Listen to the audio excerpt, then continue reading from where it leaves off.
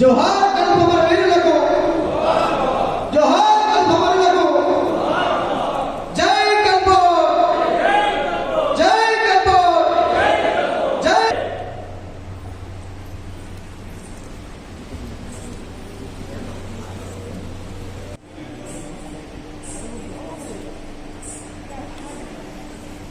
ముందుగా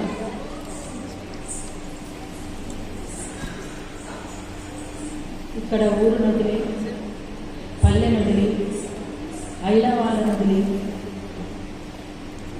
కానరాని దేశం పోయి కానరాకుండా పోయి ఇక్కడ ఉన్నోళ్లకు కడుపుకోత, కట్టుకున్నోళ్లకు దుఃఖం, కన్నబిడ్డలకు తరగని బాధ మిగిల్చినటువంటి ఆ కుటుంబాలన్నిటికీ కూడా వాటికి సంబంధించి అమరులైనటువంటి వాళ్ళందరికీ అరుణోదయ సాంస్కృతిక సమాఖ్య తరఫున జోహాలు తెలియజేస్తా ఉన్నాం. గల్ఫ్ అమరులకు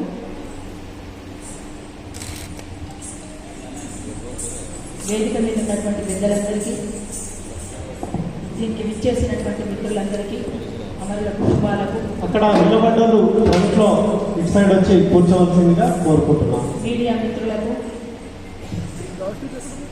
అందరికీ పేరు పేరున, తమ్ముడు అభికి అందరికీ పేరు పేరున అరుణోదయ సాంస్కృతిక సమాఖ్య తరఫున ఉద్యమాభినందన. జై నవతెలంగాణ. వాస్తవానికి 80వ దశకంలోనే అరుణోదయ సాంస్కృతిక సమాఖ్య నుండి కామ్రేడ్ అమరన్న రాసినటువంటి పాట, మిత్ర పేరుతో రాసినటువంటి పాట మీ ముందుకు వచ్చింది. అది దాదాపు ఆనాటి నుంచి మొన్నటి వరకు కూడా కొన్ని వందల వేల వేదికల మీద ఆ పాటను మేము పాడి వినిపించడం కూడా జరిగింది.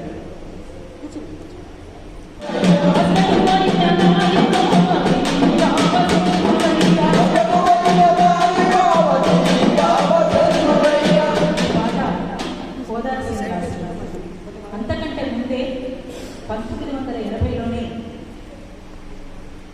మిత్ర కలంతో మన ముందుకు వచ్చినటువంటి పాట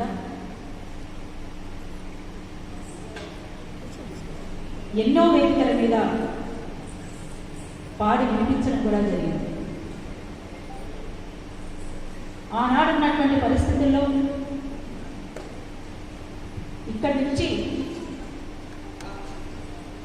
చేసుకుందామంటే భూమి లేక, కొద్దో గొప్ప ఉంటాడు భూమి ఉంటే దానికి నీళ్లు లేక,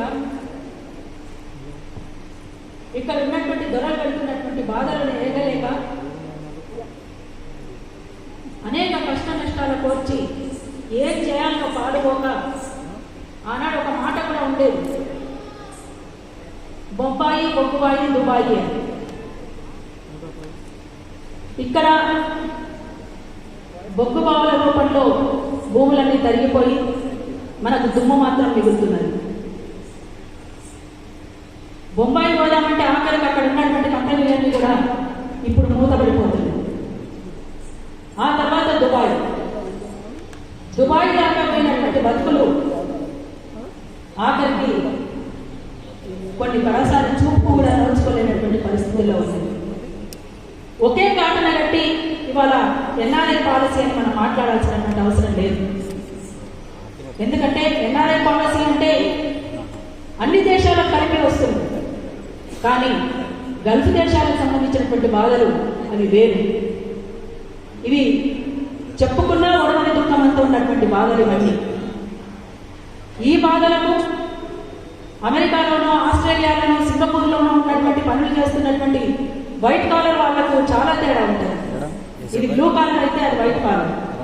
కానీ ఆ జీవితాలకు ఈ జీవితాలకు నక్కకు నాగలో కనుకున్నంత తేడా. అట్లాంటి తేడా ఉన్నటువంటి ఈ బతుకులకి అసలు వీళ్ళ పట్ల మనం ఏ రకంగా ఆలోచించాలి, వీళ్ళకు ఉన్నటువంటి బాధలు ఏ రకమైనటువంటివి. ఇంతకుముందు తమ్ముడు చాలా స్పష్టంగా మాట్లాడుతూ అందరినీ పిలిచినటువంటి తమ్ముడు చాలా విషయాలు ముందుకు తీసుకొచ్చింది. 4 పేజీల కరపత్రం కూడా మీ చేతుల్లో ఉందనుకుంటాను. మీ డిమాండ్స్ కూడా మేము చదవడం జరిగింది. వాస్తవానికి ఆ డిమాండ్స్ అన్ని ఖచ్చితంగా అవి అమలు జరగాల్సినటువంటి అవసరం ఉన్నది. అవి అమలు జరిగితేనే అంతో ఇంతో ఆ కుటుంబాలకు కొంత ఊరట. చిన్న చిన్న పనులు చేసుకోవడానికి గల్ఫ్ దేశాలకు పోయినటువంటి మన కుటుంబాల నుంచి పోయినటువంటి వాళ్ళు ఎన్ని కష్టాలకు ఎన్ని నష్టాలు అనుభవిస్తున్నారో నిజంగా అవి యాద్ చేసుకుంటే కళ్ళలో నీళ్ళు వస్తాయి. ఒకానొక సందర్భంలో ఒక చిన్న గూడులాగా ఉన్నటువంటి దాంట్లో ముడుచుకొని పడుకున్నటువంటి కొన్ని ఫోటోలు మేము గతంలో చూసినాం. ఇక్కడి నుంచి అనుకుంటారు గల్ఫ్ దేశాలకు పోయిండ్రు, దుబాయ్ పోయిండ్రు, ఆడికి పోయిండ్రు, ఈడికి పోయిండ్రు అని చెప్పేసి. కానీ అక్కడ మన వాళ్ళు చేస్తున్నటువంటి పనులన్నీ అంతా ఇంత కష్టం కాదు. ఆ కష్టాలు పోవాలి అంటే వాస్తవానికి తెలంగాణ రావాలి అని మనం అనుకున్నాం. తెలంగాణ రాష్ట్రం మనకు సిద్ధిస్తే ఈ వలస కష్టాలన్నీ పోతాయి అని చెప్పేసి ఆనాడు మన మలిదశ తెలంగాణ ఉద్యమంలో అన్ని గ్రామాలు, అన్ని జిల్లాలు, అన్ని ఊర్లు, హైదరాబాద్లోని గల్లీ గల్లీకి కూడా తిరిగి ప్రచారం చేశారు. నిధులు, నియామకాలు, ఉద్యోగాలు, ఉపాధి అని చెప్పేసి. కానీ ఆ తర్వాత కూడా ఊర్లే ఖాళీ అయిపోయి వలసలు పోయినటువంటి పరిస్థితి కూడా మనం చూసినాం. వలసలు లేని తెలంగాణ కావాలనుకున్నాం, నిరుద్యోగం లేని తెలంగాణ కావాలనుకున్నాం, నీళ్లు కావాలని కోరుకున్నాం, భూములు కావాలని కోరుకున్నాం, భూములు కావాలి, భూముల వెంట నీళ్లు కావాలి అని అనుకున్నాం. కానీ అది ఏ మేరకు అవన్నీ కూడా సిద్ధించినాయో అది ఇక్కడ ఉన్నటువంటి మీకే తెలుసు. మేము కొత్తగా చెప్పాల్సినటువంటి అవసరం లేదు, ఎందుకంటే అనుభవం ద్వారా మీరే తెలుసుకుంటున్నారు చాలా విషయాలు. ఆ రకంగా ఆనాటి నుంచి ఈనాటి వరకు ఒక్క కథలోనే కరోనాతో చనిపోయినటువంటి వాళ్ళలో సగం మంది భారతీయులు, అందులో తెలంగాణ నుంచి పోయినటువంటి వాళ్ళు కూడా, ఈ రెండు తెలుగు రాష్ట్రాల నుంచి పోయినటువంటి వాళ్ళు కూడా అనేక మంది ఉన్నారనేటువంటిది ఒక వార్త. ఈ కరోనా కష్టకాలంలో వాళ్ళు ఇక్కడికి రాలేక, అసలు వాళ్ళు ఎట్లున్నారో అన్నటువంటి తెలుసుకునేటువంటి పరిస్థితి లేక, ఇక్కడ కరోనాతో బాధలు పడలేక ఎంత కష్టాలు కోర్చినమో అది మామూలు విషయం కాదు, చెప్పలేం కూడా. ఆ బాధను అడగలేనటువంటి మనము వలసలు లేవు అనుకుంటున్నాం. కానీ కరోనా ఎప్పుడైతే స్టార్ట్ అయిందో మార్చి నుంచి ఒక్క 10-15 రోజులు ఆగిన తర్వాత కాలినడకన లక్షలాది మంది వలసలు పోయినటువంటి వాళ్ళు, సరే ఇతర అంటే దుబాయ్లోనూ గల్ఫ్ దేశాలలో ఉన్నటువంటి వాళ్ళు రాలే పరిస్థితి, కానీ ఇక్కడ బొంబాయిలోనో మిగతా ప్రాంతాల్లోనో ఇక్కడి నుంచి వలసలు పోయినటువంటి వాళ్ళు నడక ద్వారా ఊర్లకు చేరుకోవాలి, చచ్చిన బతికిన ఊళ్ళోనే చేస్తాం, ఊళ్ళోనే ఉంటాం అనేటువంటి పద్ధతుల్లో కాలినడక ద్వారా వస్తున్నటువంటి వాళ్ళతోటి మనం చూస్తే ఆశ్చర్యం వేసింది. అది చూసి కళ్ళ నీళ్లు పెట్టుకున్నాలే తప్ప మనసున్న మనిషి ఎవరైనా కరగక మానదు. అట్లాంటివి ఒక కష్టం కాదు, 2 కష్టాలు కాదు. ఇక్కడికి ఇప్పుడు మనం కోరుకున్న డిమాండ్స్ అన్ని కూడా ఖచ్చితంగా అమలు కావాల్సినటువంటి అవసరం ఉన్నది. చాలా స్పష్టంగా వైట్ కాలర్ ఉద్యోగాలంటూ పోయినటువంటి వాళ్ళకి, బ్లూ కాలర్ ఉద్యోగం చేస్తున్నటువంటి వాళ్ళకి చాలా తేడా ఉంది అని చాలా స్పష్టంగా మనం నొక్కి చెప్పాల్సినటువంటి అవసరం ఉంది. అందుకోసం అన్నింటినీ ఒకగాటన కట్టి ఇంకా భ్రమంలో ఉంచొద్దని చెప్పేసి పెద్దలకు మనమంతా అన్ని విషయాలు నచ్చజెప్పి, ఏది ఏమైనా సరే గల్ఫ్ దేశాలలో బాధపడుతున్నటువంటి కుటుంబాలను, ఇక్కడ అక్కడ అమరులైనటువంటి ఆ కుటుంబాలను ఓదార్చడానికి కేవలం మాట చెప్పి ఓదార్పు అని చెప్పేసి చేయి దులుపుకుంటే లాభం లేదు. ఖచ్చితంగా ఇక్కడ ఈ వేదిక ఏ డిమాండ్స్ అయితే కోరుకుంటుందో ఆ డిమాండ్స్ని ఇవాళ ఇక్కడ ఉన్నటువంటి ప్రభుత్వం నెరవేర్చాల్సినటువంటి అవసరం, ఆవశ్యకత, వాళ్ళ కర్తవ్యం కూడా. అందుకోసం ఇవాళ జరుగుతున్నటువంటి ఈ మీటింగ్ ఒకనాడు ఇదే మలిదశ తెలంగాణ ఉద్యమంలో, ఇదే జగిత్యాల గడ్డలో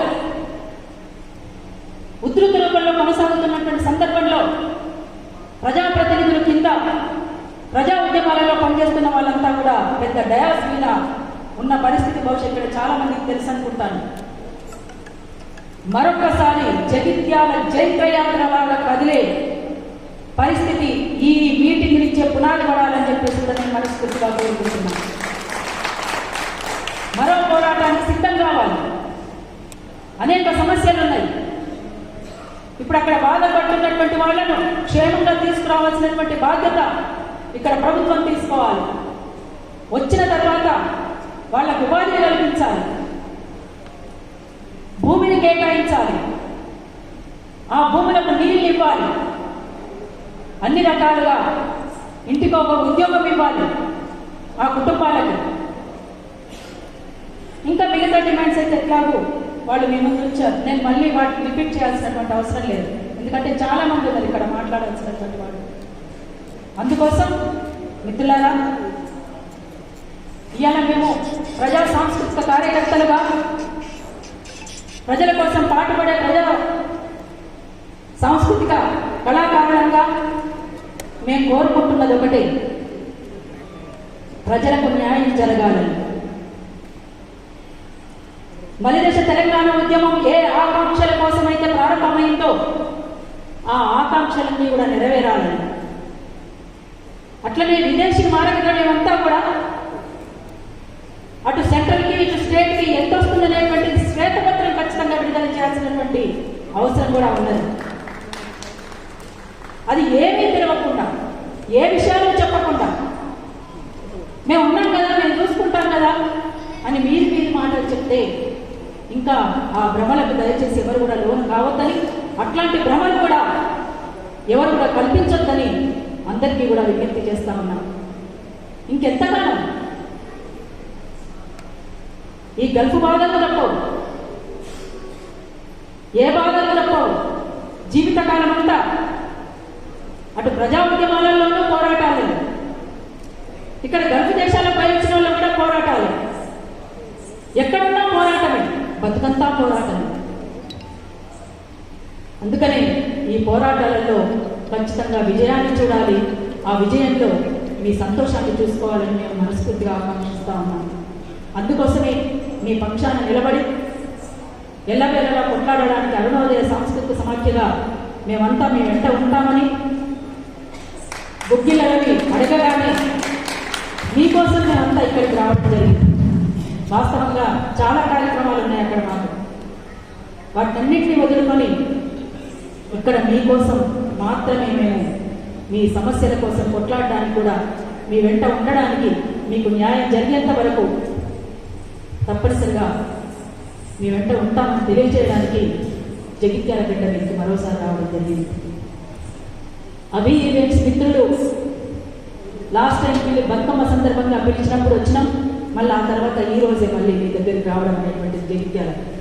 అందుకని దయచేసి మిత్రులారా, మరొకసారి వేదిక మీద ఉన్న మిత్రులకి, అట్లనే తమ్ముడు గుగ్గిల రవికి, మీ అందరికీ కూడా తెలియజేయడం ఏంటంటే, దీన్ని ఈ మీటింగ్ తోటి సరిపెట్టొద్దు. దయచేసి దీనికి కొనసాగింపుగా తప్పనిసరిగా వాళ్ళకు న్యాయం జరిగేంత వరకు, ఆ కుటుంబాలకు న్యాయం జరిగేంత వరకు, గల్ఫ్లో బాధలు పడుతున్నటువంటి వాళ్ళు ఇక్కడికి వచ్చిన తర్వాత వాళ్ళకు ఉపాధి కల్పించేంత వరకు మనమంతా కూడా దాంట్లో కలిసి ప్రయాణం చేద్దామని మరొకసారి తెలియజేస్తూ, అరుణోదయ సాంస్కృతిక సమాఖ్య తరఫున మరొకసారి గల్ఫ్ అమరులకు వినమ్రంగా నివాళులర్పిస్తున్నాం. జోహార్ గల్ఫ్ అమర వీరులకు, జోహార్ గల్ఫ్ అమర వీరులకు, జోహార్ అమర వీరులకు, సాధిద్దాం అమర వీరుల ఆశయాలను, జై నవ తెలంగాణ, జై గల్ఫ్, జై గల్ఫ్. అందరినీ పరిచయం చేస్తాను మీకు. Malsoor Arunodaya state general secretary, Arunodaya Prasanna, Arunodaya Soumya, Arunodaya రాష్ట్ర నాయకులు రాములన్న, అరుణోదయ వెంకట్, అరుణోదయ శిరీష, అరుణోదయ రాకేష్, అరుణోదయ పవన్, అరుణోదయ రమేష్. మేమందరము ఇక్కడ ఇక్కడికి మీకోసం రావడం జరిగింది. మిత్రులారా, ముందుగా అమరులకు నివాళులు అర్పిస్తూ వేరుల సన్నిధి శూరుల పెన్నిధి మాసిపోని గురుతులకి స్మృతుల కన్నది కాలగతుల కన్నది స్మృతుల కన్నది కాలగతుల కన్నది స్మృతుల కన్నది కాలగతుల కన్నది యుద్ధ వీరులను కన్నది శాంతి దూతలను కన్నది యుద్ధ వీరులను కన్నది శాంతి దూతలను కన్నది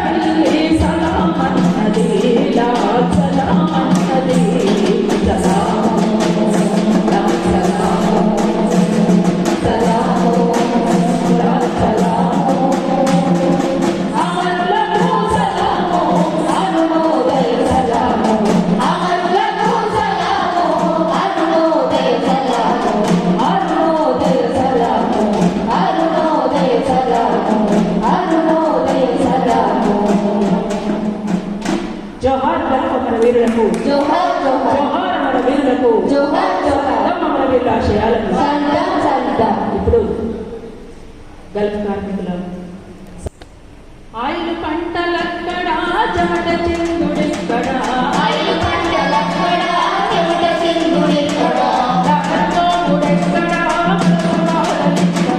దానంతో ముడెక్కడ సభాలెక్కడ అమోరో అయోడా సర్కారు పెసోడా అమోరో అయోడా సర్కారు పెసోడా అమోరో అయోడా సర్కారు పెసోడా అమోరో అయోడా సర్కారు పెసోడా కలుగుబట్టు ప్రశ్నకు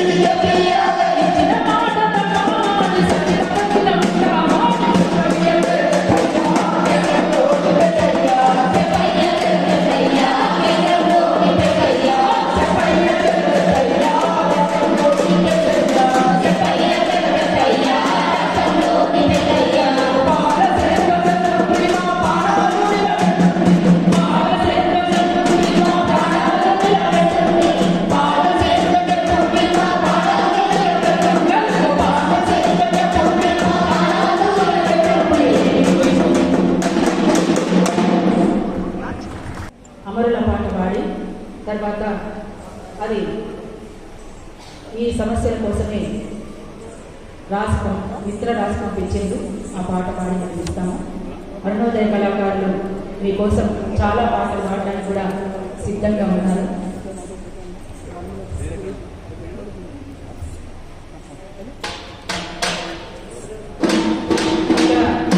అరుణోదయ సాంస్కృతిక సమాఖ్య ఈ రోజు ఎంతో మంది అమరుల కుటుంబీకులు వచ్చారు. ఒక తల్లి ఎంతో కలగా ఉంటది, నా కొడుకు దేశం పోయిన తర్వాత నా బిడ్డకి మంచి పెళ్లి చేస్తా, మేమందరం కడుపు నిండా తిండి కింద మించిన పెద్ద ఆలోచనలు ఏమున్నాయి.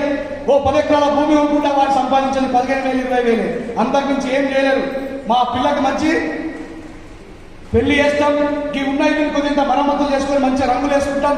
ఎప్పుడో వాడు చుట్టికి ఇంటికి వచ్చిన తర్వాత అయితే దేవుడికి పెట్టుకుంటాం, సత్యనారాయణ పూజ చేసుకొని 4 రాళ్ళు ఎంపిక చేసుకుంటాం అనేటువంటి వీళ్ళ ఆలోచన మీద, వీళ్ళ ఆశల మీద ఎన్ఆర్ఐ పాలసీ కోసం కొట్లాడుతున్నటువంటి నా అన్నలు, నా మిత్రులు, ఈ ఆశల మీద మీరు అందరూ నీళ్లు పోసినటువంటి పని చేయొద్దని చెప్పి చెప్తూ, మనం కొట్లాడితే 2 కోతులు కొట్లాడితే కుక్క రొట్టెపోయినటువంటి పరిస్థితి తీసుకురావద్దని చెప్పి చెప్తూ, మరి మీరందరూ కూడా మనస్ఫూర్తిగా పెద్ద హృదయాన్ని వేసుకొని ఈ వలస కార్మికులైనటువంటి గల్పు బాధితులకి మీరందరూ అండగా ఉండాలని చెప్పేసి ప్రభుత్వం కూడా, నేను చాలా సందర్భాల్లో విమర్శాత్మకమైనటువంటి పాటలు రాసిన, దాంట్లో కూడా రాసిన ఏమనంటే, ఉన్న ఊరులోనే కష్టపడదామంటే సర్కారన్న దారి చూపదాయే, స్వాతంత్ర దేశము స్వరాజ్య దేశము సాటి వాడికి సహకరించరాయే. భారతదేశం మనదే, భారతదేశాన్ని పరిపాలిస్తున్నటువంటి పాలకులు మన వాళ్ళే. కానీ ఈ భారతదేశం నుంచి బయట దేశానికి వలసమైనటువంటి కార్మికుడి గురించి మాత్రం ఆలోచిస్తలేరు.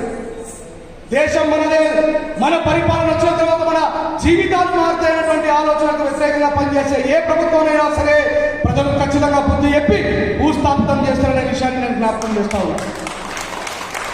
చాలా మంది నియంత్రణలు, గొప్ప నియంత్రణలు, రాజ్యాలు చేసేటువంటి నియంత్రణలు కూడా భూమిలోనే కలిసిపోయారు. కానీ ఉద్యమం చేసిన విప్లవకారులు మాత్రం చరిత్రలో నిలిచిపోయినటువంటి విషయాన్ని గుర్తుపెట్టుకోవాలి. కేసీఆర్ గారికి మరోసారి విన్నవిస్తూ, మరి నేను రాసినటువంటి ఒక పాట మా గుగ్గిల రవాణా మరి చెప్పి ఆ పాట పాడమని చెప్పి,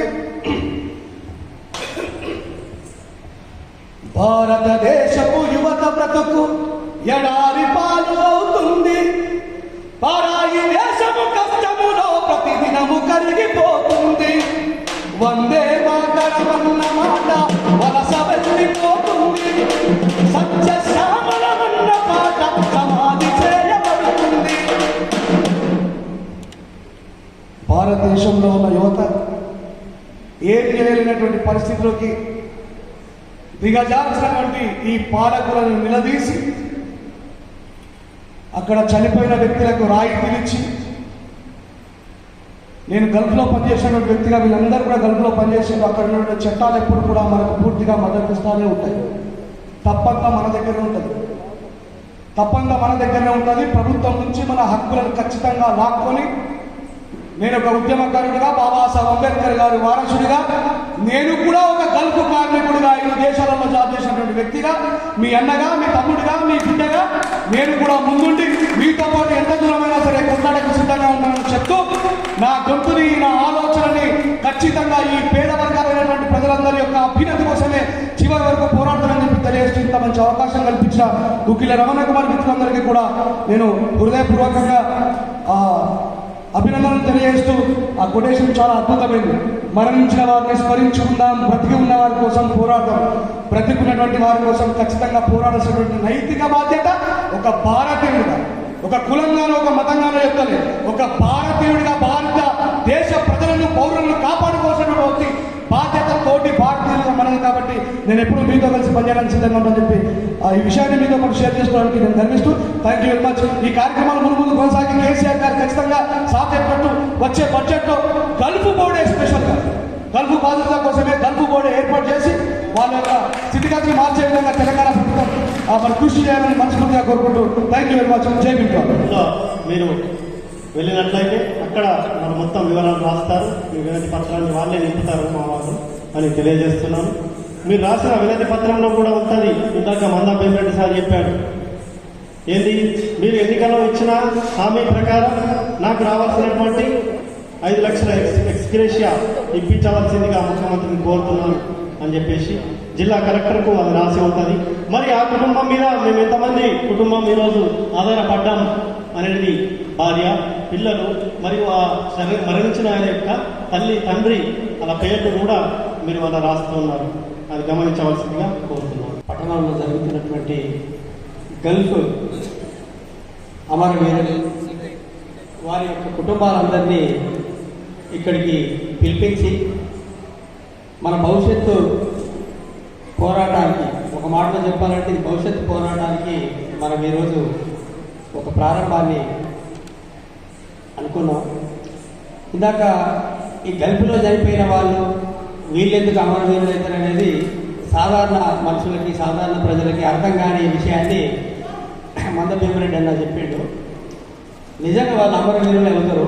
ఎందుకంటే రాజ్యం రెండు రకాల హత్యలు చేస్తుంటుంది.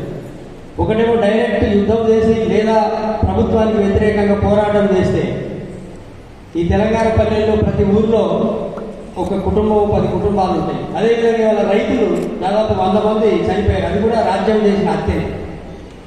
ఈ దేశం కాని దేశంలో ఉన్న ఊరిని, కన్న తల్లిని, భార్య బిడ్డలని, చిన్ననాటి జ్ఞాపకాలని వదిలేసి పుట్టచేత పట్టుకొని ఎడారి దేశాల్లో శవాలుగా మారుతున్నటువంటి ఈ ప్రజలు, అక్కడ వెళ్ళినటువంటి యువకులు చనిపోతున్నారంటే అది ఈ రాజ్యం చేస్తున్నటువంటి హత్యలు. ఎందుకంటే ఈ ప్రభుత్వం, రాజ్యం అంటే ప్రభుత్వం, అది ఏ ప్రభుత్వం అన్నా కానీ, గతంలో కాంగ్రెస్, ఇప్పుడు బీజేపీ, ఇంకా ఎవడైనా, అంటే ఇక్కడ ఉపాధి దొరకకపోతేనే కదా మనం అక్కడికి వెళ్ళింది.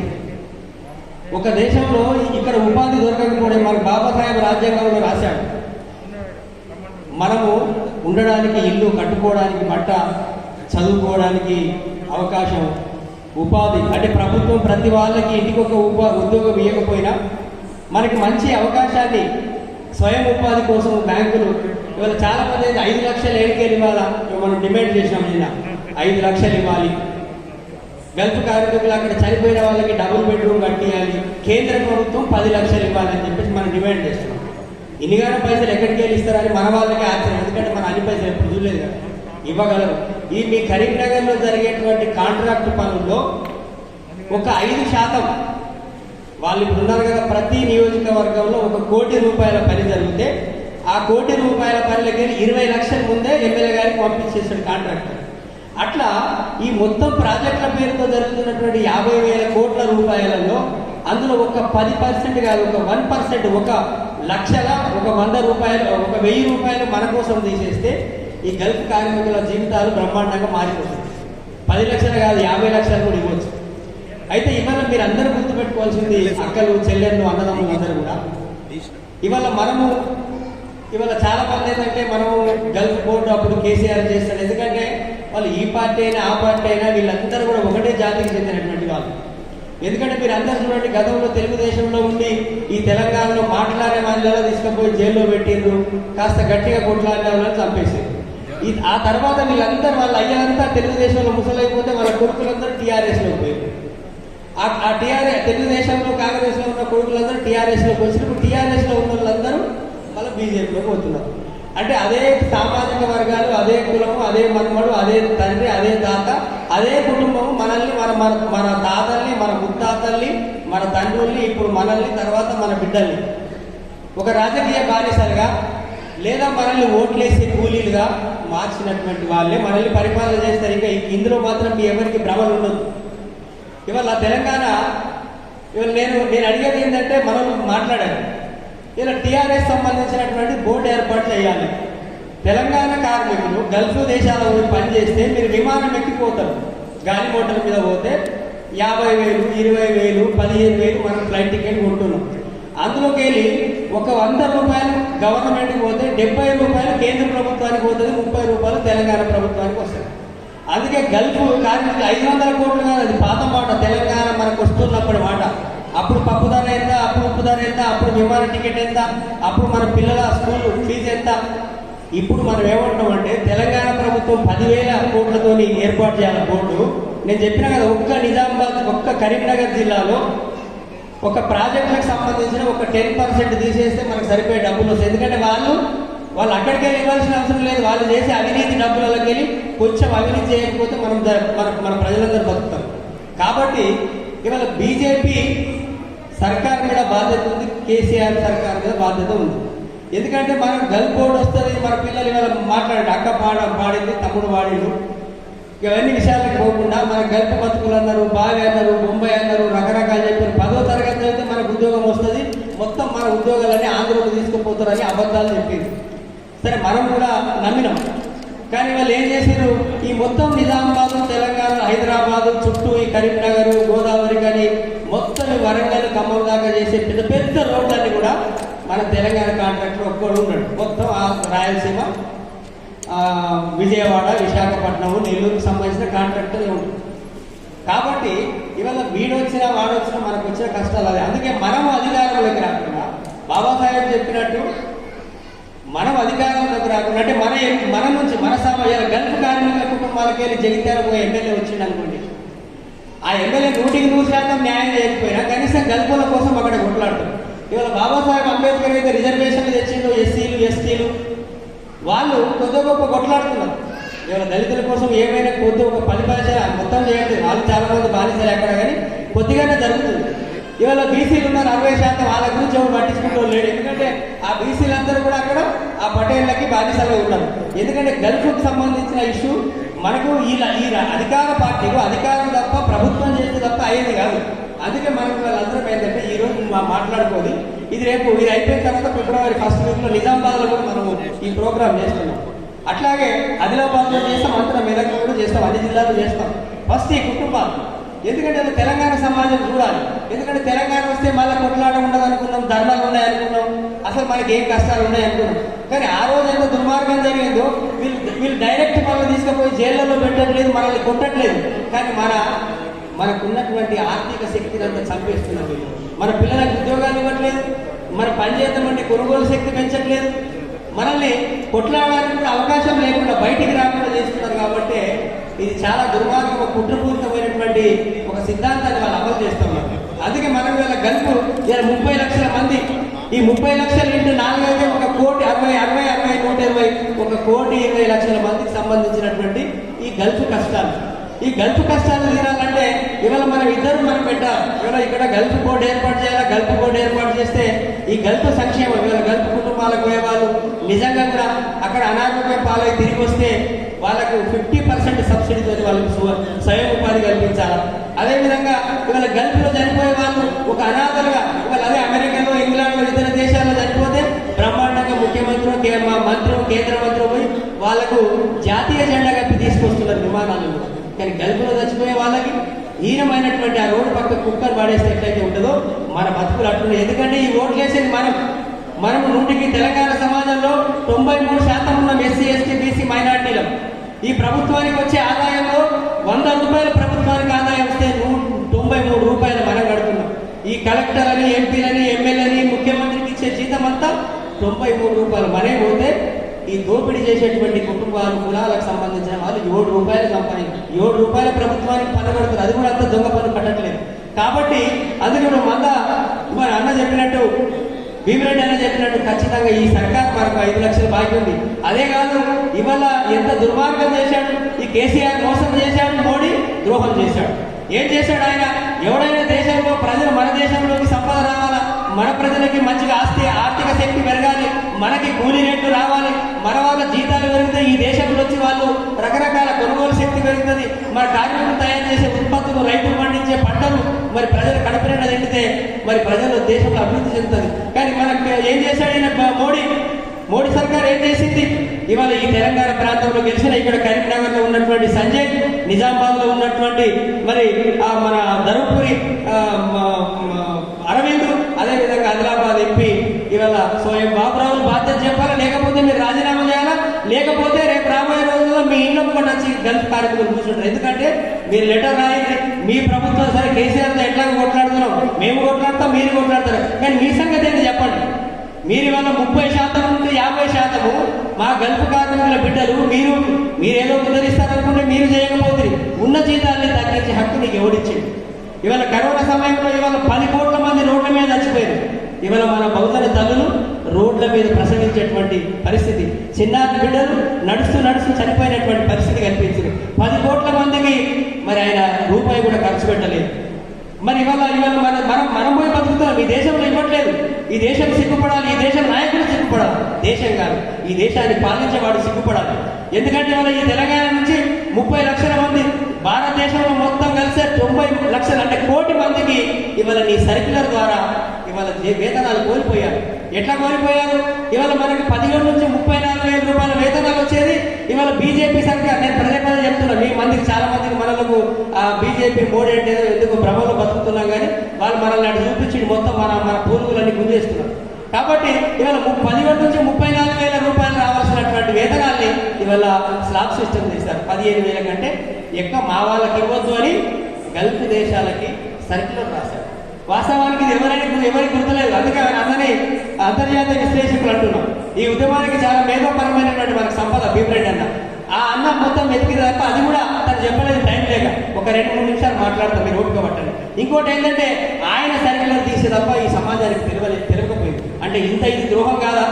అసలు ఈ మొత్తం దీని మీద పనిచేసే వాళ్ళకి లేదా ప్రభుత్వానికి లేదా మీడియాకు సమాజానికి తెలియకుండా మీరు మా కడుపులు కొట్టి మా గల్ఫ్ కార్మికులు తెలంగాణ 30 లక్షలు అయితే భారతదేశం అంతా 90 లక్షల మంది 6 గల్ఫ్ దేశాలకు పోయేటువంటి వాళ్లకు సర్క్యులర్ విడుదల చేసి మన జీతాలు తగ్గించారు. ఇవాళ ఇప్పుడు అగ్రిమెంట్ అయిపోతుంది. 2 ఏళ్లకు 3 ఏళ్లకు అగ్రిమెంట్ అయిపోయే కార్మికుల్ని మాకు జీతాలు తగ్గిపోయినాయి, 735 రూపాయలు అయింది కాబట్టి మేము 1000 రూపాయలు ఇవ్వలేము.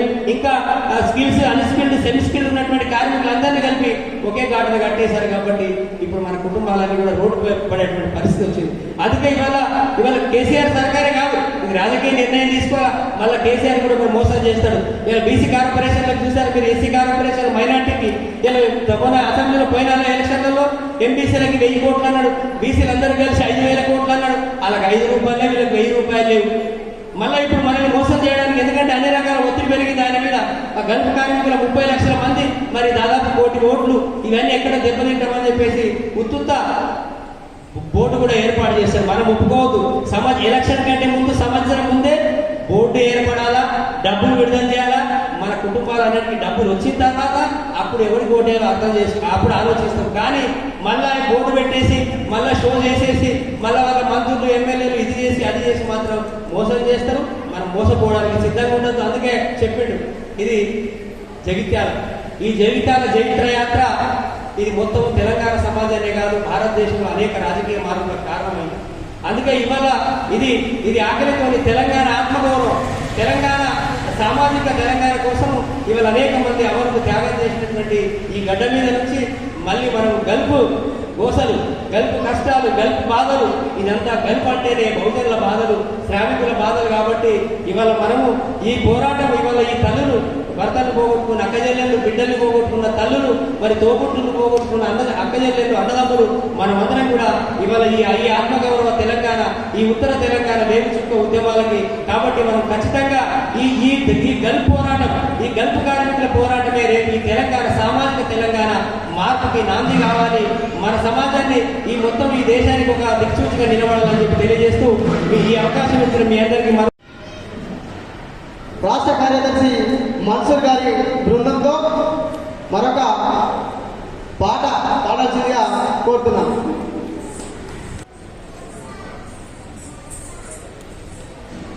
సంఘాలతో కూడుకున్న జేఏసీగా ఆవిర్భవించాలని నేను మనస్ఫూర్తిగా ఆలోచిస్తున్నాను. ఇంకొకటి, ఇంతకుముందు మిత్రులందరూ కూడా మాట్లాడినట్టుగానే ఈ గల్ఫ్ కార్మికుల కోసం ఒక సంక్షేమ బోర్డు ఖచ్చితంగా ఏర్పాటు కావాల్సినటువంటి అవసరం కూడా ఉంది. అట్లా ఇవాళ మన డిమాండ్స్ ఈ వేదిక నుంచి ఇంతకుముందు అందరూ మాట్లాడిండ్రు. ఈ గడ్డ పోరాటాల గడ్డ, ఈ పోరాటాల పురిటిగడ్డ నుంచి మరొకసారి యుద్ధానికి సన్నద్ధం కావాల్సినటువంటి పరిస్థితి నెలకొన్నది. కావున దీని నుంచి పోరాటాలు మరింత ఉధృతంగా ముందుకు సాగాలని కూడా అరుణోదయ సాంస్కృతిక సమాఖ్య కళాకారులంగా మనస్ఫూర్తిగా కోరుకుంటున్నాను. ఈ పాట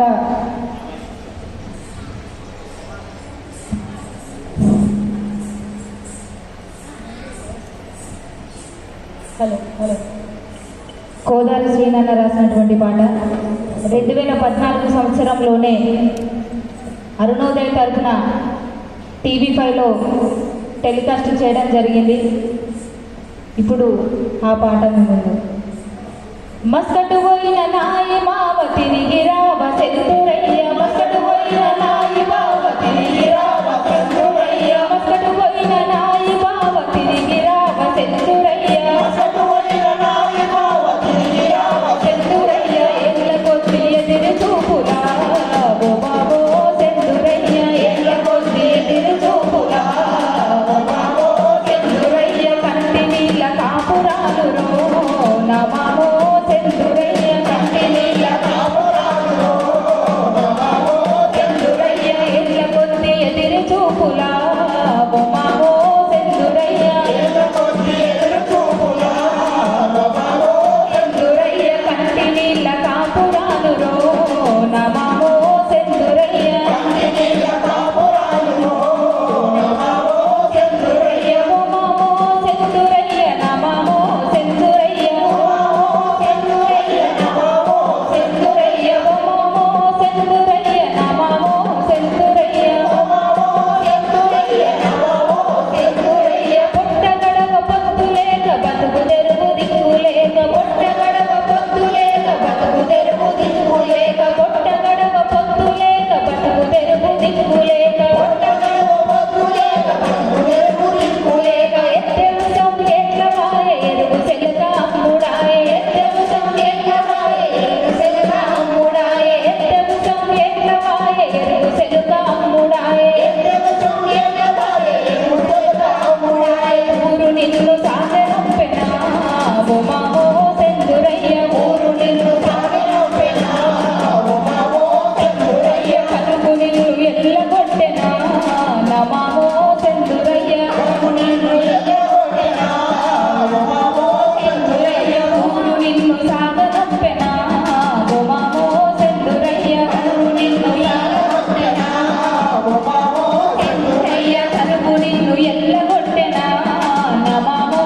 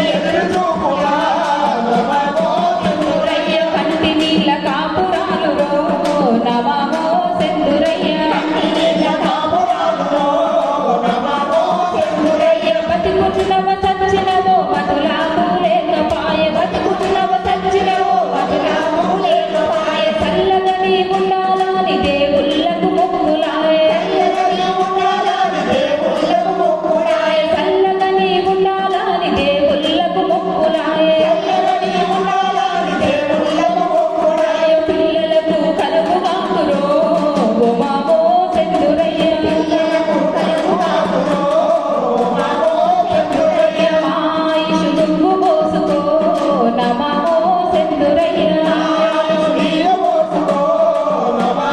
సెందురయ్య పిల్లలకు కరువు కాకురో ఓ మామో సెందురయ్య సెందురయ్య మాషు నువ్వు పోసుకో నమామో సెందురయ్య సెందురయ్య ఓ మామో సెందురయ్య నమామో సెందురయ్య మస్కటు వల్ల నాయి బావ తిరిగి రావ సెందురయ్య సెందురయ్య ఎల్ల కొద్ది ఎదిరి చూపులా ఓ మామో సెందురయ్య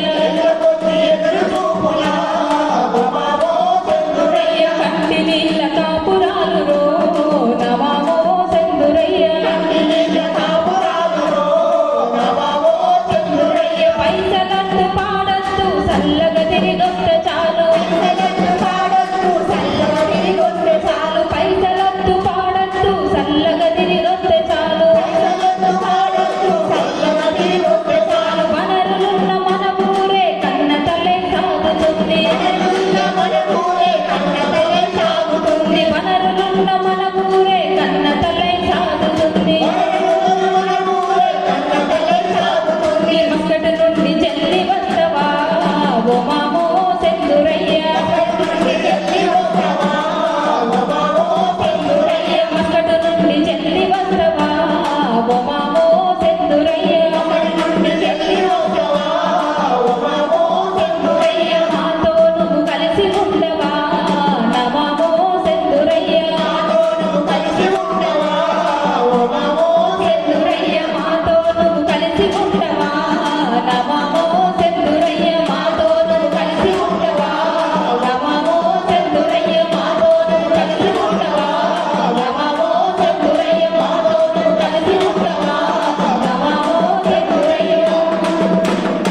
థ్యాంక్ యూ. ఎల్లవేళలా మేము చేసే కార్యక్రమంలో మాకు ఎంతో కొంత భాగస్వామ్యం అవుతూ మాట సాయము ఇంకేదో నిజంగా అన్న సేవలు వెలకట్టలేని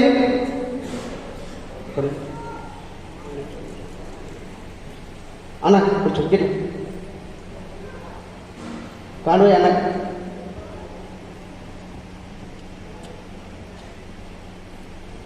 ఇలా ఎంత శ్రమిస్తే అంత గొప్ప పాట రాయగలిగిండు.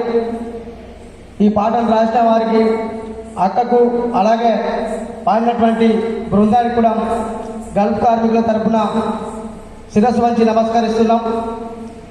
అదేవిధంగా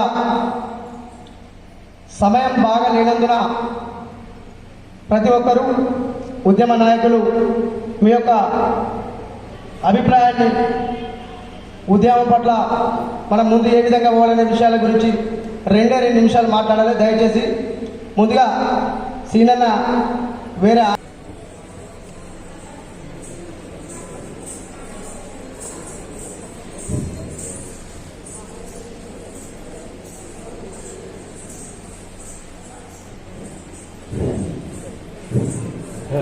ఇక్కడికి వచ్చిన మిత్రులందరికీ పాదవాదములు చెల్లె మిత్రం రాసినటువంటి పాట ఏమన భూమిని వెళ్తానటిలో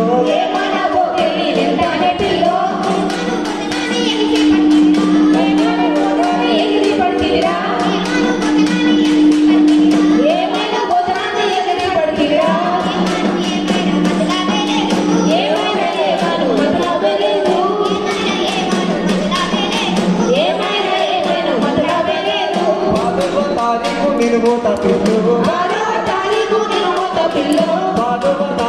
నిలుబోత పిల్లు విద్యార్థికి వచ్చే కబచ్చే కబచ్చే విద్యార్థికి వచ్చే కబచ్చే కబచ్చే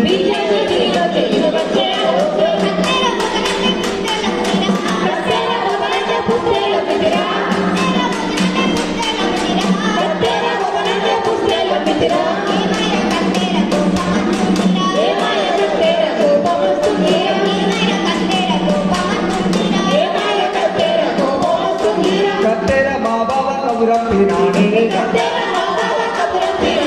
కత్తెర మా బావ కబురంపినాడే రేపో మాపో నేను మోటారెక్కుతనే రేపో మాపో నేను మోటారెక్కుతనే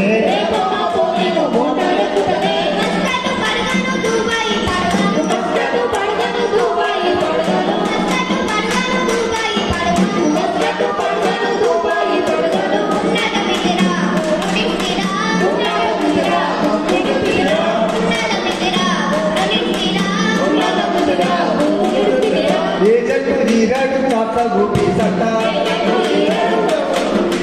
ఏ జట్టు వీరాడు కాక గోపి సట్ట ఏమి చేసిన పిల్ల నేనే తెలిసి ఏమి చేసిన పిల్ల నేనే తెలిసి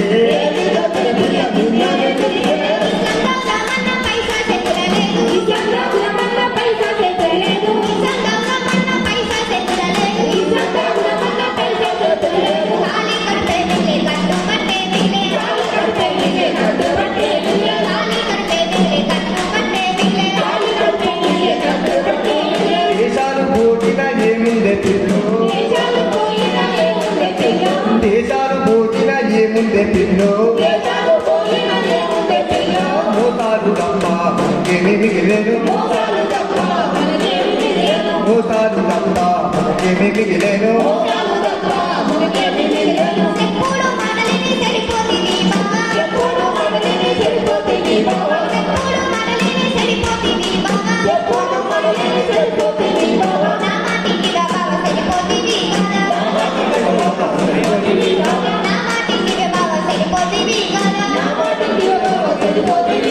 చెరువులో నీళ్ళకి పెరుగుతుందాబాయే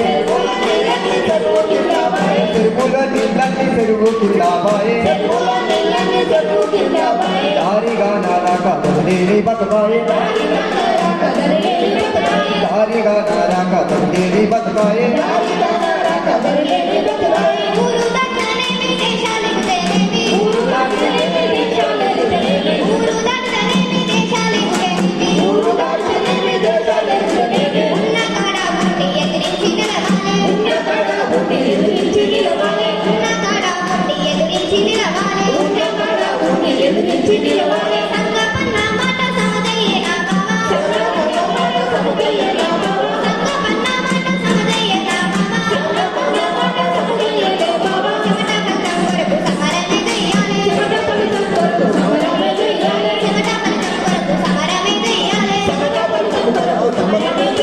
అట్లాగే గోపిల్ల తెలిసేనే నిలమల్ల అట్లాగే గోపిల్ల తెలిసేనే నిలమల్ల పూలోడు పేదోడు ఉంటాడు నా ఒకటే పూలోడు పేదోడు ఉంటాడు నా ఒకటే పేదోళ్ళ రాజ్యంపై పోరు బాట బట్టి పేదోళ్ళ రాజ్యంపై పోరు బాట బట్టి సాగిపోదాం మనం కలిసిపోదాం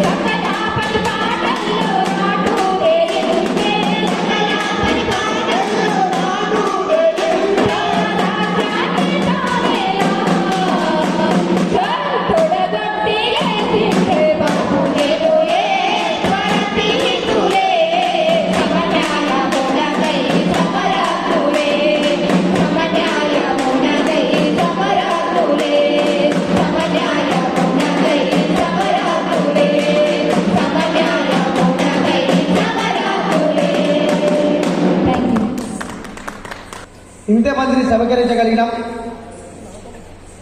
కానీ ఇదే సభ ఒక 15-20 రోజులు ఓపిక పట్టి గల్ఫ్లో మరణించినటువంటి అమరుల కుటుంబాలన్నింటినీ కలిసి జగిత్యాల జిల్లా మట్టుకు నేను చెప్పేది, ఈరోజు ఇలా సభ పెట్టినట్టయితే వారి కుటుంబాలే వేలాదిగా ఇక్కడ ఈ వేదిక దగ్గర ఉండేవాళ్ళు. ఇలా తెలంగాణ రాష్ట్ర ప్రభుత్వానికి మేము ఒక్కటే హెచ్చరిక జారీ చేస్తున్నాం. ఇది గల్ఫ్ కార్మికుల ఉద్యమం. ఈ రాష్ట్రంలో ఉపాధి దొరకకనే ఇలా ఎడారి దేశాల పాలవుతున్నాం. ఇలాంటి మీ ప్రభుత్వమో పోయిన ప్రభుత్వమో ఎవరి పాపమో కానీ ఎడారి బతుకులు మా కంటగట్టిరు. సరే, జరిగింది జరిగిపోయింది. తాతల కాలం ముచ్చట మనం మాట్లాడుకునే అవసరం లేదు. మరి ఇలా త్యాగాల తెలంగాణ, ఇంతమంది త్యాగాల తెలంగాణ. నరేష్ రెడ్డిన వేదిక మీకు రావాలి. జగిత్యాల జిల్లా సర్పంచ్ల ఫోరం అధ్యక్షులు శ్రీ సింగిరెడ్డి నరేష్ గారికి స్వాగతం సుస్వాగతం. అన్న కూడా ఒక గల్ఫ్ కార్మికుడే. అన్న రావాలి, కూర్చో. ఇలా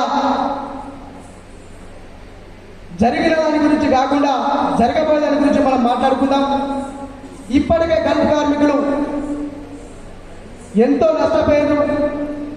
వాళ్ళ జీవితాలు మొత్తం కూడా ఎడారి పాలైపోయినాయి.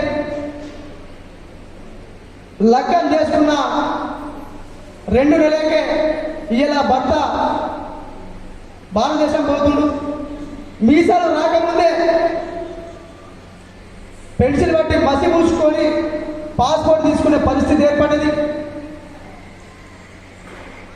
ఇక్కడ ఉంటే బతకలేము అనే విషయాన్ని గ్రహించిన కుటుంబ సభ్యులు ఏదో విధంగా ఎదిగిన కొడుకులు ఎదిగినట్టు ఎడారి దేశం వైపు పంపించడం జరుగుతుంది. మరి దీనంతటి కూడా కారణం ప్రభుత్వాలే. ఆనాటి నుండి గల్ఫ్ కార్మికుల ఆకాంక్ష, న్యాయమైన డిమాండ్ గల్ఫ్ సంక్షేమ బోర్డు ఏర్పాటు చేయనట్టయితే ఈ రాష్ట్ర కేంద్ర ప్రభుత్వాలు ఏదైనా కానీ వదిలే ప్రసక్తి లేదు. ఎంతోమంది ప్రాణాలు అర్పించడం జరిగింది. ఇలా గల్ఫ్ కార్మికుల సమస్య చిన్నది కాదు. గల్ఫ్ కార్మికుల సమస్య చిన్నది కాదు. ఒకరు ఇద్దరు వందలు వేలు కాదు, లక్షలాది మంది. ఇది కోట్ల ప్రజలకు సంబంధించినటువంటి విషయం. అందుకే ప్రభుత్వం జరిగింది జరిగిపోయింది, ఇకనైనా ఈ ప్రత్యేక రాష్ట్రంలో కార్మికులకు న్యాయం జరగాలి. న్యాయం జరగకపోతే తెలంగాణ ఉద్యమం కోసం ఎంతమంది ఉద్యమకారులు రోడ్డు లెక్కారు. ప్రతి ఒక్కరు ఉద్యమకారులైన ఈ స్వరాష్ట్రంలో ప్రతి ఒక్కరు ఉద్యమంలో సకల జనుల సమ్మెతో ప్రతి తెలంగాణ బిడ్డ ఉద్యమకారునిగానే మిగిలాడు. మరి రానున్న చరిత్రలో కరీంనగర్, నిజామాబాద్, ఆదిలాబాద్ ఈ 3 జిల్లాలు, ఉమ్మడి జిల్లాలలో అన్న ఇప్పుడే చేసినటువంటి మా ఆత్మీయ మిత్రులు కవి గాయకులు శ్రీ అష్ట గంగాధర్ గారిని వేదిక మీదకి రావాల్సిందిగా కోరుతున్నాం. అన్న కూడా అద్భుతమైనటువంటి పాటలు రాసిండు. ఇప్పుడు మనకు వినిపిస్తారు ఒక 2 నిమిషాలు. నేను కూడా మీకు మాట్లాడదలుచుకోలేను. ఇలా గల్ఫ్ కార్మికులకు ఒక సంక్షేమ బోర్డు 500 కోట్ల రూపాయలతోటి ఖచ్చితంగా ఈ రాష్ట్ర ప్రభుత్వం ఈ అసెంబ్లీ సమావేశాలలో ప్రకటించి తీరాలి. లేడి ఎడల ఉద్యమాన్ని ఉధృతం చేస్తాం. పల్లె పల్లెకు పోరాట జెండాలు ఎత్తుకొని తిరుగుతాం. ఏది ఏమైనా సరే ఎట్టి త్యాగానికి కూడా మేము సిద్ధంగానే ఉన్నాం. రానున్న రోజుల్లో ఇప్పుడు ఈ అసెంబ్లీ సమావేశాల్లో కార్మికులకు బడ్జెట్ కేటాయించకపోతే రానున్న రోజులలో గల్బిడ్డల దమ్మేతో మేము చూపిస్తాం. 15 లక్షల మంది కార్మికులు గల్ఫ్లో అచ్చటోళ్ళు పోటోళ్ళు కాకుండానే నిత్యం 15 లక్షల మంది గల్ఫ్లో కష్టపడుతున్నారు. మరి ఎలా వాళ్ళు పంపించండి, నెలకు ఒక 10,000 రూపాయలు ఇంటికి పంపించినా కానీ 1,500 కోట్ల రూపాయలు ఒక్క నెలకు. అమ్మలారా, మనం ఎవరిని పుచ్చమెత్తుకుంటలేమో, మన హక్కులకై పోరాడదాం. ఇది మన హక్కు. బుచ్చమెత్తుకునేది కాదు. ఈ 500 కోట్లు 1000 కోట్లు బుచ్చమెత్తుకునేది కాదు. ప్రతి నెల 1,500 కోట్ల రూపాయలు ఈ రాష్ట్ర కేంద్ర ప్రభుత్వాలకు మనం ఆదాయం కల్పిస్తున్నాం. ఇవాళ అదే ఆదాయానికి వెళ్ళి ఒక 500 కోట్లు, ఏడాదికి ఒక 500 కోట్ల రూపాయలు కార్మికుల కష్టాలు కన్నీళ్లు తుడిచేందుకు మీరు వినియోగించండి అయ్యా అంటే ఇప్పటికి కూడా దాన్ని ఆ కోరికను నెరవేర్చలేదు. మరి ఇలా మనం దాన్ని మనమే సపరేట్గా ఏదో మాట్లాడుతున్న విషయం కాదు. ఉద్యమ సమయాన ఇప్పటి ముఖ్యమంత్రి కేసీఆర్ గారు అధికారంలో లేనప్పుడు ఆంధ్ర ప్రభుత్వాన్ని అనేక వేదికల మీద గర్జించి మాట్లాడిండు. మా గల్ఫ్ కార్మికులకు ఇది కావాలి, లేకపోతే మేము పోరాటం చేస్తామని. అయ్యా కేసీఆర్ సారు, మీరు ఏదైతే చెప్పిర్రో ఆ రోజు ఆంధ్ర పాలనలో మీరు ఆంధ్రులకు సవాల్ చేసి చెప్పిర్రు. ఇవాళ తెలంగాణ బిడ్డలుగా మీకు ఈ సవాల్ విసరడానికి మేము కొద్దిగా బాధపడుతున్నాం. అయినా తప్పదు, పోరాటం ఆగదు.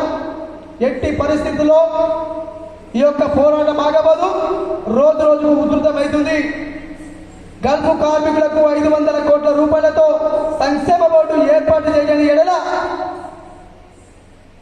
ఏ రాష్ట్రం కోసమైతే కలలు కన్నామో ఆ రాష్ట్రంలో కార్మికులకు అన్యాయం జరుగుతుందో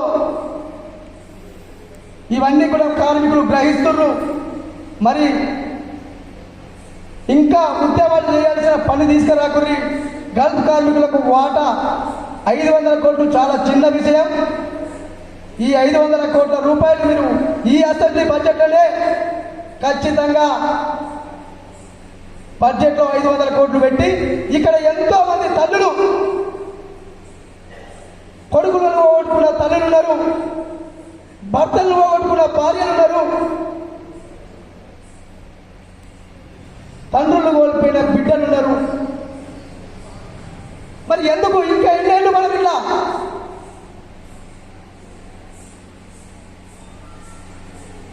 ఎందుకు ఇంత దుస్థితి పట్టింది మనకు? ప్రత్యేక రాష్ట్రంలో ఈ త్యాగాల తెలంగాణ ప్రాణానికి తెచ్చుకున్న తెలంగాణ, మరి ఈ త్యాగాల తెలంగాణకు ఒక అర్థమైతే ఉండాలి కదా. ఇంకా ఎన్నాళ్ళు ఈ ఎడారి బతుకులు. కార్మిక సోదరులారా, ఈ సభాముఖంగా మీ అందరికీ ఒక విజ్ఞప్తి. ఏదేమైనా ఆత్మహత్యలని ముచ్చట ఉండదు. సార్లు త్యాగాలు బాగైపోయినాయి, ఆత్మహత్యల అవసరం లేదు. బరిగీసి పోరాడదాం, ఎంత దూరమైనా పోరాడదాం. మీకు అక్కడ సావనిపిస్తే మీరు ఈడికొచ్చి సావరో ఈడే తెచ్చుకుందాం. కానీ కానరాని దేశాల్లో మీరు ఆత్మహత్యలు చేసుకున్నట్టయితే ఎంత దారుణమైన పరిస్థితి ఉందో మీరు ఒకసారి అర్థం చేసుకోవాలి. అలాంటి ఆలోచనలు కూడా సోదరులారా, గల్ఫోన్నలారా, ఆత్మహత్య అనే ముచ్చటే మనకు రావద్దు. కొట్లాడదాం, మన దగ్గర దమ్ముంది, ఈ మట్టిలోనే ఉంది. ఆ యొక్క ఉద్యమ పోరాడేందుకు శక్తి ఆ మట్టిలో ఉంది. ఈ మట్టిలోని గింజలు నేర్కొని తినడం మనకు అణువణువున ఉద్యమం నరాన జీర్ణించుకొని ఉన్నాం. కాబట్టి కార్మిక సోదరుల ఆత్మహత్యలను ముచ్చట్లు వద్దు. ఏది ఉన్నా కానీ కొట్లాడదాం, కలిసి కట్టుగా కొట్లాడదాం. మీరు రాండి, చావలసిన పరిస్థితి వస్తే అక్కడ మాత్రం చావద్దు. అక్కడ చేస్తే 6 నెలలు వాడేదాకా ఈ బాడీలు అక్కడ పెట్టుకొని ఫ్రిడ్జ్లో గడ్డలు కట్టించుకొని మీ బాడీ వచ్చేదాకా ఇంటికాడ తల్లిదండ్రులు, భార్య, పిల్లలు గుండె వగేదాకా ఏడ్చుడు. ఇవన్నీ ఎందుకు? చావరో పోరాటంలో తెలుసుకుందాం. మరి ఇంకొక ముఖ్య విషయం,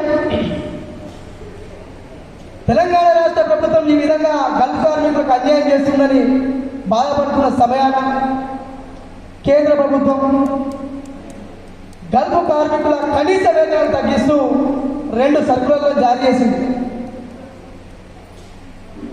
ఆ 2 సర్కులర్లు ఏ విధంగా ఉన్నాయంటే,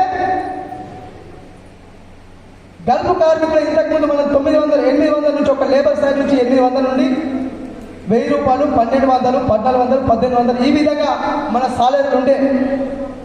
ఈ కరోనా సమయంలో మనందరమేమో కరోనా బాధల్లో ఉంటే కేంద్ర ప్రభుత్వం మాత్రం ఆ 2 సర్కులర్ల పని చూసుకున్నది. అదేంటంటే కనీస వేతనం తగ్గిస్తూ మనం ఏ వర్క్ మీద అయినా సరే ఏది అయినా సరే 735 రూపాయలకే మనం ఇడికెళ్ళి ఆడుకోవాలట.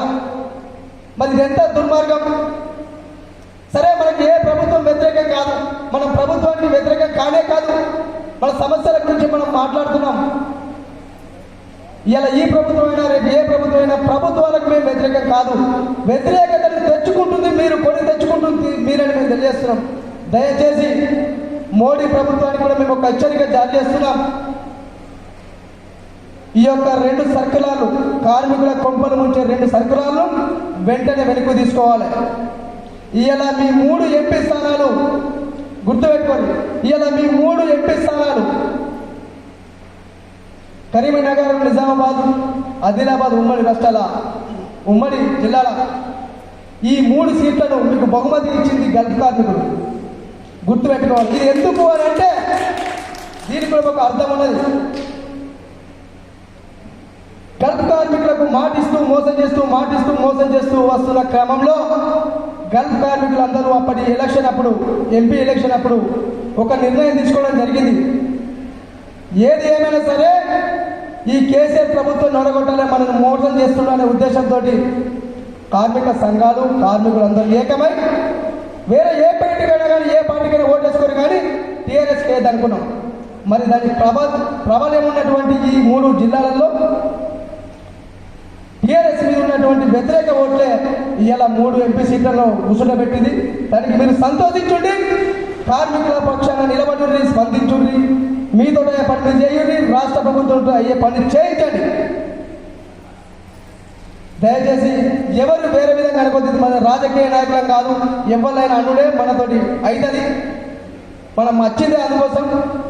పార్టీలకు అతీతంగా పార్టీల వాళ్ళైనా ఎవరైనా కానీ సమస్యలు ఉన్నాయి కాబట్టి మనం మాట్లాడుకుంటున్నాం. మనకు ప్రత్యేకంగా పలానా పార్టీ అని ఏముండదు. మరి ఇలా చివరిగా నేను ఒక విషయం చెప్పదలుచుకున్నాం. గల్ఫ్ కార్మికులకు గల్ఫ్ బోర్డే సరైన న్యాయం చేస్తుంది. ఏ పాలసీ తోటి గల్ఫ్ కార్మికులకు న్యాయం జరగదు. పాలసీ అంటే ఏంటిది? ప్రపంచవ్యాప్తంగా ఉన్న దేశాలన్నిటికీ వెళ్తే ఒక ఎన్ఆర్ఐస్ అంటారు. ఎన్ఆర్ఐస్ అంటే ఈ దేశం నుండి ఎవరైతే బయట అడిగి వెళ్తారో వాళ్ళందరినీ ఎన్ఆర్ఐస్ అంటారు.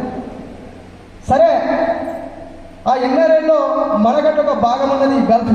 నిజంగా చెమట చుందించి కండలు కరిగించి ఎర్రటి ఎండల కష్టపడి పనిచేసేవాడు గల్ఫ్ కార్మికుడు ఒక్కడే. ఇది ప్రతి ఒక్కరు గుర్తుపెట్టుకోరు. ఏ అమెరికా, లండన్లో ఉన్నటువంటి వాళ్ళు కూడా మన ఆత్మీయ సోదరులే, వాళ్ళని మనం తప్పుపట్టడం లేదు. వాళ్ళు ఇంకా మంచిగా బతకాలి, దేశానికి ఏదైనా సేవ చేసుకునే విధంగా ఉండాలి, వాళ్ళని తప్పుపట్టడం లేదు. కానీ వాళ్లకు మనకు పొందన లేదు. ఇలా నిజంగా కష్టాలు ఉన్నది గల్ఫ్ కార్మికులు. గల్ఫ్ కార్మికులకే న్యాయం జరగాలి. దానికోసం మేము ఒక ప్రత్యేక తెలంగాణ వాదన ఏ విధంగా అయితే ముందుకు తీసుకొచ్చిరో అదేవిధంగా ప్రత్యేకమైనటువంటి సంక్షేమ బోర్డు 18 దేశాల గల్ఫ్ దేశాలకు సంబంధించి 18 దేశాలు ఉన్నాయి. మన గల్ఫ్ కంట్రీ జీసీసీ కంట్రీలే కాకుండా మిగతా కంట్రీలలో కూడా మనలాగే కష్టపడి పనిచేస్తున్న వాళ్ళు అందరినీ జమకూర్చుకొని 18 దేశాలకు చేసినాం. మరి ఈ యొక్క గల్ఫ్ బోర్డు కోసం ప్రతి ఒక్కరు పనిచేయాల్సిన అవసరం ఉంది. ఏ పాలసీ వస్తే కార్మికుడికి కన్నీళ్లు దూడలేదు. ఒక గల్ఫ్ బోర్డు వస్తేనే 18 దేశాలకు ఒక 500 కోట్లు ఏడబెట్టమని అంటాం. మరి 180 దేశాలకు 500 కోట్లు పెడితే ఎవరి పాలైతే? ఇలా దీనికి నిదర్శనమే రైతు బంధు ఉన్నది. రైతు బంధువు 100 ఎకరాల ఉన్నోడికి అదే వర్తిస్తుంది, అర్ధ ఎకరం ఉన్నోడికి అదే వర్తిస్తుంది. అంటే 100 ఎకరాల ఉన్నోడికి లాభపడుతుండు, అర్ధ ఎకరం ఉన్నోడు నష్టపోతుంది. ఈ 100 ఎకరంలోనికి ఈ రైతు బంధు అవసరమే లేదు. మరి ఇదే ఆలకించే డబ్బులలో ఇంకా 10 రూపాయలు ఎక్కువ కలిపి నిజమైన నిరుపేద రైతులకు ఇస్తే ఏమవుతుంది? ఇది ఎందుకు చెప్తున్నా అంటే ఇప్పుడు మనం ఏదైతే గల్పుకుంటున్నామో ఇది అంతే. ఎన్ఆర్ఐ పాలసీ వస్తే గల్పు కార్మికులకు అన్యాయం జరుగుతుంది, నష్టం జరుగుతుంది. ఇప్పుడు ఎట్లయితే కౌలు రైతులకు, సన్నకారు చిన్నకారు రైతులకు ఎట్లయితే అన్యాయం జరుగుతుందో అదేవిధంగా ఈ ఎన్ఆర్ఐ పాలసీలో గల్పు కార్మికులకు అన్యాయం జరుగుతుందని మళ్ళొకసారి మీకు తెలియజేస్తూ, గల్పు కార్మికుల కోసం గల్పు సంక్షేమ బోర్డు ఏర్పాటు చేసేంత వరకు గల్పు చేసి 18 సంఘాలు గల్పు చేసి ఇక్కడ ఉన్నటువంటి ఇంకా ఒక 6-7 సంఘాలు ముందుకొచ్చినాయి. గల్పు కార్మికుల కోసం మేము దేనికైనా పోరాటానికి సిద్ధమని వాళ్ళందరికీ కూడా ధన్యవాదాలు. ఇలా 24 సంఘాలతోటి జేఏసీ ముంగటికి పోతుంది. దీని ఆపడం ఎవరి తరం కాదు. ఎన్ని రాజకీయ కుట్రలు వండినా, ఎవరిని ముంగటి పెట్టి తిప్పినా దీన్ని ఆపలేరు. గల్పోడు సాధించే వరకు మీకు అందరికీ ఒక విషయం చెప్తున్నా, పోరాటంలో ప్రాణం పోయినా సరే కానీ ఈ ఉద్యమాన్ని మాత్రం ఆపేది లేదు. ఖచ్చితంగా గల్పు కార్మికుల కోసం సంక్షేమ బోర్డును ఏర్పాటు చేసేంత వరకు మేము పోరాడతాం. ఉద్యమంలో ముందు నడుస్తామని, కార్మికులకు అండకుంటామని. ఇవాళ ఎవరైతే ఈ 500 కోట్లు ఎవరికి చెందారే, నిజంగా ఇవాళ ఈ తల్లులందరూ ఇంటికి పెద్ద దిక్కులు కోల్పోయి దిక్కులేని బతుకుతున్నారు. ఇట్లా చెప్పుకుంటే కొద్దిగా బాధనే కానీ తప్పది, చెప్పకపోతే తప్పదు. ఇలా ఇంట్లో మొగడు ఉన్నప్పుడే జీవనం గడచలేదు, సంసారం ఎత్తలేదు. అటువంటిది అన్ని తగిన భర్తను కోల్పోయిన భార్య పరిస్థితి ఏంది? వాళ్ళకు ఒక 500 కోట్ల 5 లక్షల రూపాయల ఎక్స్ప్రెస్ ఇచ్చి ఆదుకోమని అంటున్నాం. అది తప్ప? మరి దుబాయ్ దేశాలలో, కలుపు దేశాలలో ఇరుక్కుపోయినటువంటి, జైళ్లలో మగ్గుతున్నటువంటి అనేక మంది కార్మికులను మన రాష్ట్రానికి తీసుకొచ్చి ఇక్కడ ఏదైనా ఉంటే వాళ్ళకి ఇక్కడ శిక్ష వేయించండి. అక్కడ చట్టాలు బాగా కఠినంగా ఉన్నాయి. చిన్న చిన్న తప్పులు, అసలు తప్పు చేయకుండా కానీ, అరబ్బుల ఇళ్ళ తప్పు చేయకుండా కానీ వాడు ఇచ్చిందే తీసుకోవడం లేకుంటే ఏమైనా ఒక గట్టిగా మాట మాట్లాడితే సీదా తీసుకుపోయి వీడు దొంగతనం అని కేసు పెడితే మరి జీవితకాలం వెళ్ళినటువంటి పరిస్థితులు ఉన్నాయి. సాధ్యమైనంత వరకు ఈ వలసలు తగ్గాలంటే ఇక్కడ ఉపాధి చూపించాలే ప్రభుత్వం అని మనం అంటున్నాం. గల్పోడు ఓడుతుంది, గలుపు చేసి ఓడుతుంది. మాట్లాడాలంటే 1,90,000 ముచ్చట్లు ఉన్నాయి. అన్ని సమస్యలే. ఇలా అక్కడ చనిపోయిన కుటుంబాలకు ఒక 5 లక్షల రూపాయలు ఇచ్చి వాళ్ళ ఇంట్లో ఎవరైనా కొద్దిగా చదువుకున్న వాళ్ళు ఉంటే వాళ్ళకి ఏదైనా ఉద్యోగం చిన్నదో పెద్దదో, మరి ఆ భర్తను పోగొట్టుకున్న ఆ తల్లులకు ఏదైనా ఆశ వర్కరా లేకపోతే ఇంకేటిదో వాళ్ళకి ఏదైనా ఒక ఆదరణ చూపిమ్మని మనం ప్రాధాన్యపడుతున్నాం. అంతే తప్ప ఇందులో ఇంకోటి ఏం లేదు. కావాలని ఏది కాదు. ఈ యొక్క కష్టాలను భరించలేకనే మేము ఉద్యమం బాట పట్టినాం. మా బాధల్ని ప్రభుత్వాలు వినిపించుకుంటలేమనే మేము పోరాటానికి దిగినాం. ఇలా ఎక్కడెక్కడి నుంచి వచ్చిర్రు, వాళ్ళందరి బాధలు చెప్పుకోవడానికి వచ్చిర్రు. సరే, నేను చివరిగా ఒక ముచ్చట చెప్పి నేను ముగిస్తా. ఏదేమైనా గల్పు కార్మికులకు సంక్షేమ బోర్డు రాష్ట్ర ప్రభుత్వం ఏర్పాటు చేయాలి. అలాగే కేంద్ర ప్రభుత్వం విడుదల చేసినటువంటి 2 సర్కులర్లను వెనుకకు తీసుకొని తన పెద్ద మనసును నిరూపించుకోవాలి. ఈ రెండు పార్టీలు కూడా గల్పు కార్మికులను మోసం చేస్తున్నాయి. మరి వీరు ఒకరి మీద ఒకరు మొన్న ఈ కేంద్ర ప్రభుత్వం 2 సర్కులర్లు జారీ చేయగానే టీఆర్ఎస్ ప్రభుత్వం కార్యకర్తలు మొత్తం నాయకులు మొత్తం లైవ్లు పెట్టుకుంటా, ప్రెస్ మీట్లు పెట్టుకుంటా పెద్ద ముచ్చట చెప్పారు. అయ్యా, ముందు మీరు న్యాయం చేయండి, తర్వాత ఇంకోటి ప్రశ్నించరు. అలాగే బీజేపీ పార్టీ వాళ్ళకు కూడా నేను చెప్తున్నా, భారతీయ జనతా పార్టీ వాళ్ళకు, మీ దగ్గర సీకడదు. మీరు కార్మికుల పక్షాన ఉన్నామని చెప్పడానికి మీరు ఈ 2 సర్కులర్లను రద్దు చేసుకొని మాతో పాటు ఉద్యమానికి రండి. అందరం కలిసికట్టుగా పోరాడదాం. రాజకీయ పార్టీలకు అతీతంగా అందరూ ఏకం కావాల్సిన సమయం ఇది. కార్మిక సోదరులారా, ఒక్కటి మాత్రం గుర్తుంచుకోండి, నిజమైన పోరాటం ఈ యొక్క గల్పు కార్మికుల సమస్యల మీద పోరాడుతున్నటువంటి ఉన్నటువంటి వాళ్ళు ఎవరు అనేది మీరు తెలుసుకోరు. మేము రాజకీయం చేయడానికి రాలేము. తోటి కార్మికులుగా మేము అన్ని కష్టాలు అనుభవించాం. నా తోటి కార్మికులకు ఎలాంటి కష్టాలు ఉండవద్దని మేము కోరుకుంటున్నాం. ఇలా నేను ఒక్కటి కాదు, జేఏసీ అంటే 24 సంఘాల సమూహం. ఏ ఒంటెత్తు పోకడ పోతే ఏది కాదు. ఎవరైనా ఉంటే తప్పులు తెలుసుకొని అందరం కలిసిపోదాం రండి. మన దగ్గర చిన్న పెద్ద ఈ భేదాలు లేవు.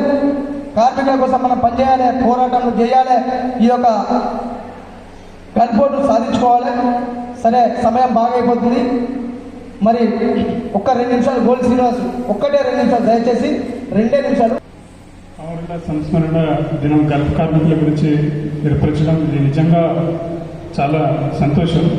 ఇక్కడ వచ్చిన విమలక్క, రాజేష్, నేనన్న, అష్టగంగాధర్, మీ అందరి తోడు అత్యవసరం ముంగట జరగబోయే ఈ ఉద్యమాలకు జరిగిన తర్వాత కూడా జాగృతం చేయడానికి మీరే ముఖ్య కారకులు అవుతారు.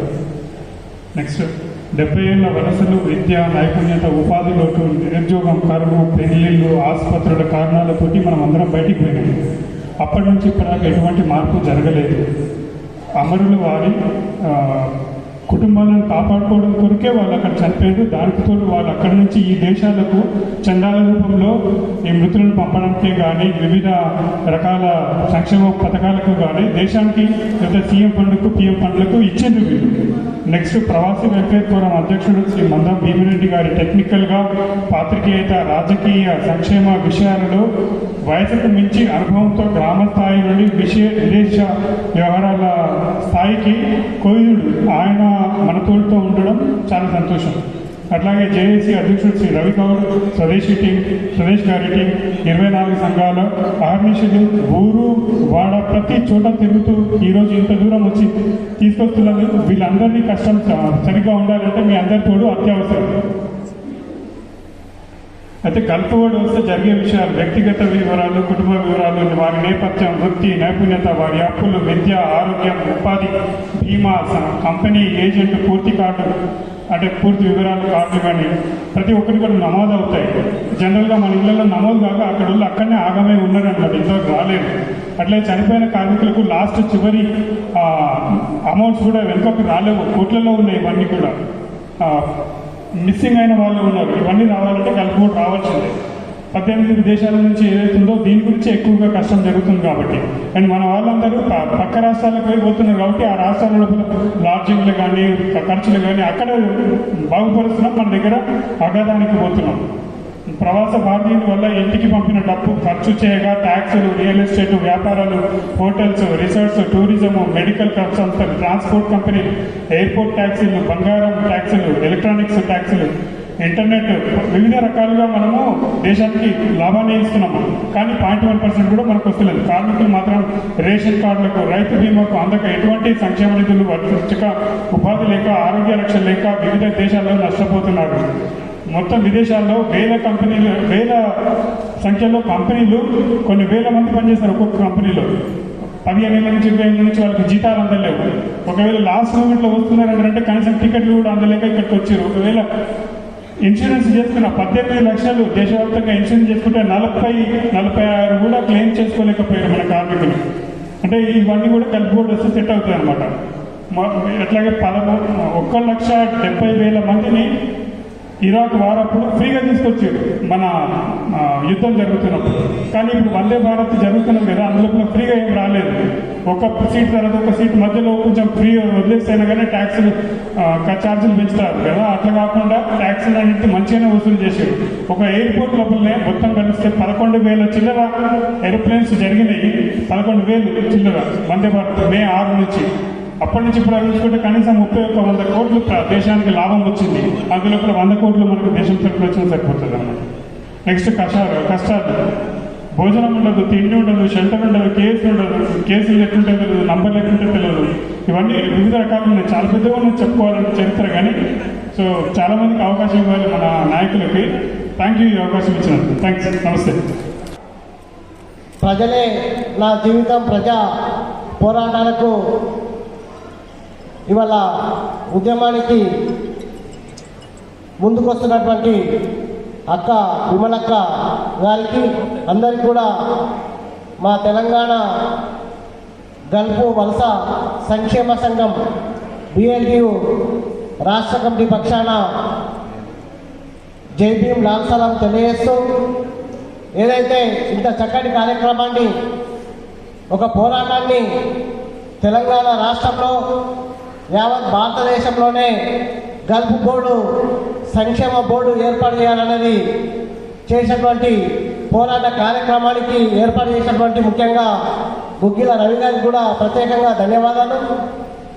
ఏదైతే ఇవాళ గల్ఫ్ కార్మికుల యొక్క హత్యలన్నీ కూడా ప్రభుత్వ హత్యలే కాబట్టి ఈ గల్ఫ్ బోర్డు సంక్షేమం కోసము కేంద్ర ప్రభుత్వము 10,000 కోట్లు, రాష్ట్ర ప్రభుత్వము 10,000 కోట్లు, 20,000 కోట్లతోటి ఏదైతే భవన నిర్మాణ కార్మికుల కోసము ఈ భారతదేశంలో ఒక సంక్షేమ బోర్డును ఏర్పాటు చేసిందో కాబట్టి ఈ గల్ఫ్ కార్మికుల సంక్షేమానికి కూడా 20,000 కోట్లు తక్షణమే కేటాయించాలనేది ఏదైతే మా గల్ఫ్ సంక్షేమ వలస కార్మిక సంఘము డిమాండ్ చేస్తున్నది.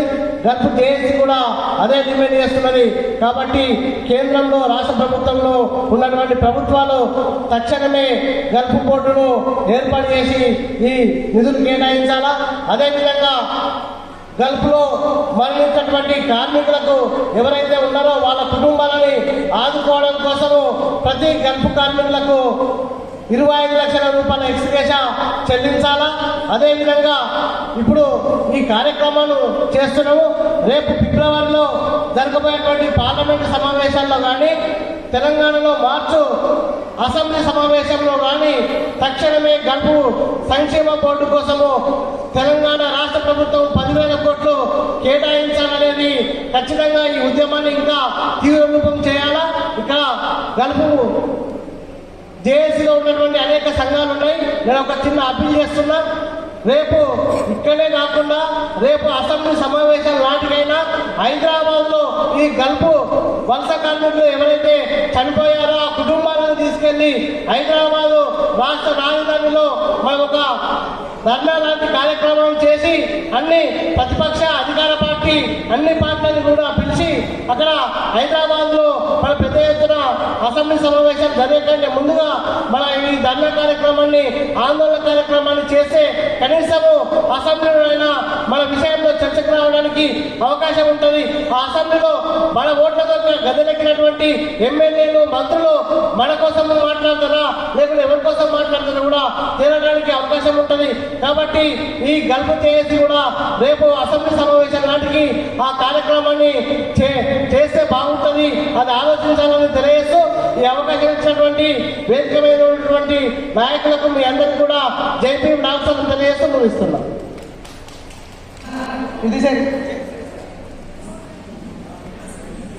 వాస్తవానికి ఇవాళ మీ అందరితోటి మాట్లాడించేది ఉంటే మీ అందరి బాధలు మీ అందరి గాథలు చెప్పుకునేందుకే మేము పిలిపించినాం. కానీ ఈ సమయం ఎక్కడెక్కడి నుంచో దూర ప్రాంతం నుంచి మనలో వచ్చారు కాబట్టి ముందు వాళ్ళ వాయిస్ అయితే వినిపిద్దాం.